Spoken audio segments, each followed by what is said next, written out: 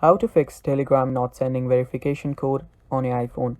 Hello guys, this is Atticus back with another tutorial video. In today's video, I'll teach you guys how you can fix Telegram not sending any verification codes on your iPhone. So let's get started. First things first, what you need to do is check if there is an update for Telegram. Go to your app store, search for Telegram, and after you search for it, if there is an update available, tap on update and wait for it to get updated. Now, after doing that, if the problem is still there, you can always go to your settings. After you are on your settings, you can go down, go to general, and on general, go to iPhone storage. Here you'll need to search for Telegram. So just open up your Telegram.